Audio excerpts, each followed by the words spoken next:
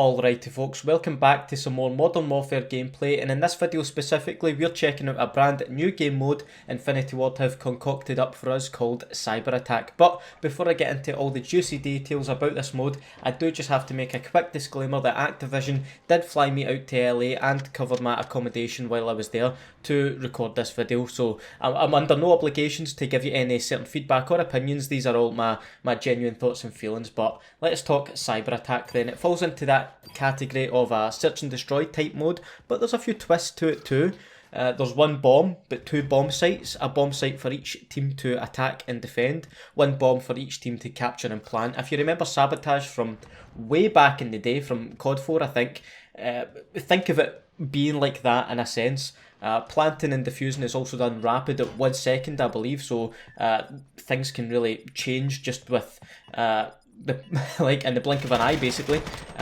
Just as that guy gets destroyed in the blink of an eye. I actually start off this this match really well, but no spoilers just yet. But yeah, the bomb is planted and diffused really quickly.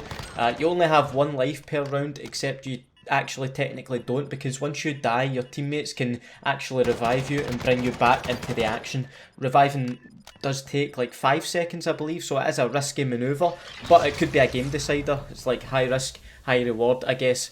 It's also similar to Search and Rescue from Ghosts, which may actually be one of the best things Ghosts brought to the table back then. So if you were a fan of Search and Rescue, you'll definitely enjoy this mode for sure. And if you're a fan of the no respawn modes in general, this could be the mode for you. Although Infinity Ward have brought a lot of modes to the game this year for us to get stuck in to. There's going to be something for everyone, whether it's regular 6v6, 2v2 gunfight, 10v10 or 20 vs 20. There's going to be something there for everyone to enjoy. Wait, actually, I just remembered. I'm trying to call in a UAV here. I was going to say how well I did in the first round. I actually managed to get a UAV, but I believe the game did glitch out and it wouldn't let me call in the UAV in the second round. I don't think, like in the final... I get quite a lucky kill there. In the final game, I'm sure kill streaks will stack over into the next round. It's just in this specific build. I couldn't quite do that. As you can still see here, I've not quite accepted the fact my UAV has left the building. Without actually being called in. That doesn't really make any sense, but just look how nice this map looks. Actually, we've got we're in like a sort of London docks, I believe. Said it was Hackney at the start, so I guess it's London, yeah. And it's quite an interesting map layout. Lots of verticality, easy for me to say. Lots of wee nooks and crannies as well. And something that Infinity Ward like stressed, like they wanted to make clear, was that the map designs in this game are a bit of a throwback in the sense that, remember spots like High Rise, the rooftop in High Rise in Modern Warfare 2, it's almost like a secret spot, like an Easter egg spot. The devs made it clear that they have designed the maps to have those kind of spots. Like specifically, they've actually thought about those and added them into the maps in this game, because they felt like 3-lane maps of the past had got kinda, of the recent past I should say, had got kinda boring and repetitive. So I really like the direction they're going with the maps in this game. As you can see there, we get the second round wrapped up. And actually, while I'm looking at my notes here, a couple game mechanics that I missed from yesterday's video of me playing the 20 vs 20 mode. A couple things I didn't touch on was the doors. First off, the doors in this game are really interesting. What a weird sentence that is, but they are. So in this game, all the doors can be opened and closed. They're interactive, but they can be opened in a number of ways. First off, you can straight up just sprint through it, guns a-blazing, make a lot of noise in the process. You could also make even more noise and breach it with a C4. So, you know, you've got that option. Remember breaching in like the campaigns? You can actually do that in this game. It doesn't go all slow motion, but you can breach a door like you would in a COD campaign, which is really cool. You can also open it a lot more politely too, and like, so again, just kind of like opening a door as if you would open your, you know, bathroom door in your house, whatever. But you can also open it the tiniest wee bit and peek through it. You definitely wouldn't do that with a bathroom door, but yeah, you can you can peek through a door, maybe chuck a stun in there before diving into the room. You can be as tactical or as blunt about it as you want. It also means if you're setting up a camp spot, you can like close those doors to that lead to your spot for an extra layer of protection. So yeah, it's a really interesting mechanic, and I've just realised this is the part in the gameplay where it all begins to go wrong. We're actually playing... well, that didn't go wrong there, that was quite a nice kill, but we're actually up against a bunch of French YouTubers, I believe, and they were really good. This was a very sweaty match. You can see I get destroyed there, fair enough. Yeah, we're up against a bunch of French players, and I think a couple of them go absolutely off in this game mode and get like 18 kills or something ridiculous.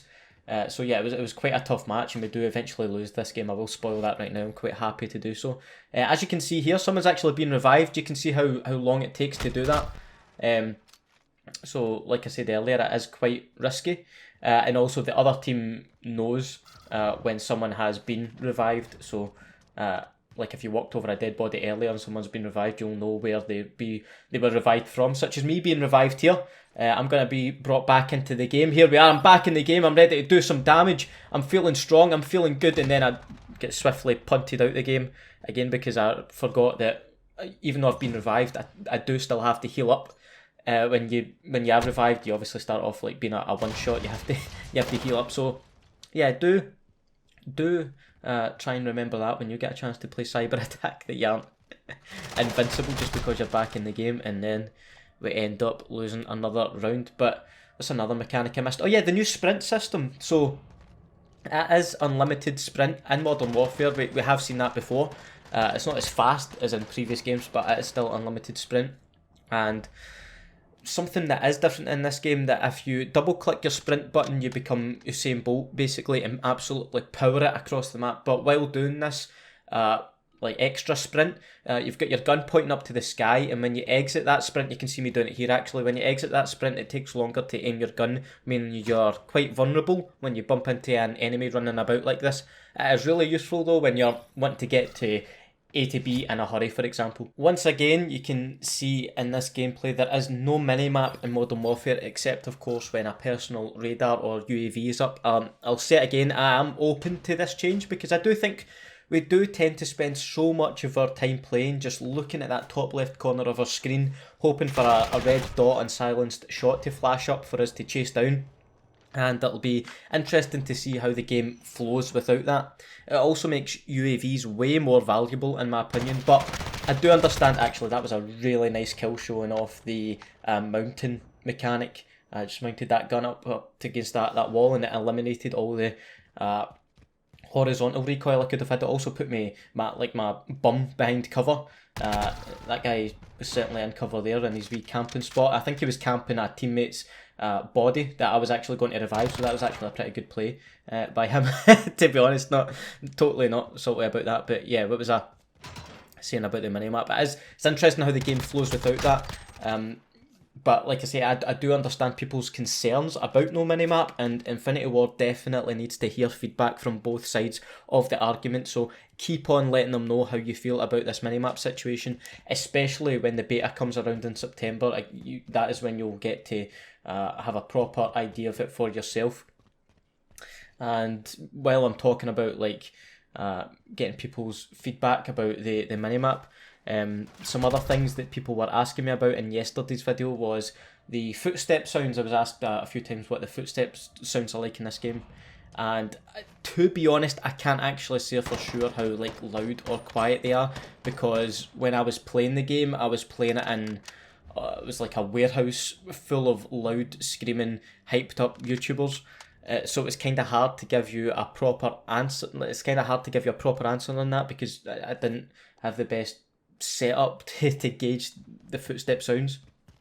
What I will say is they weren't like totally silent. You definitely could hear them, but I'll just have to wait until the beta like yourselves to get a better idea of what the footstep sounds are actually like. And I also had a lot of questions regarding the creator class, and whether it's a pick 10 system. It is most definitely not a pick 10 system. Thank the Lord we've had that sort of system for way too long now, in my opinion. So let me break this down for you really, really easily. Everyone gets a primary gun with up to 5 attachments you can put on that gun. That also includes a skill, if you'd rather a skill instead of an attachment.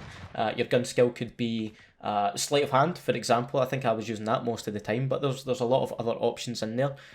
You also get a secondary, a lethal, like a grenade or a claymore, a tactical, so that's just your stun, but also includes a heartbeat sensor in that. You could also have a field upgrade, which is your rechargeable ability thing. It definitely made a shorter way of saying that, but the pick 10 system is no more, folks. I can tell you that right now. What I can also tell you is we lost this game 5-3. Look at the scores in the other team. That was absolutely ridiculous.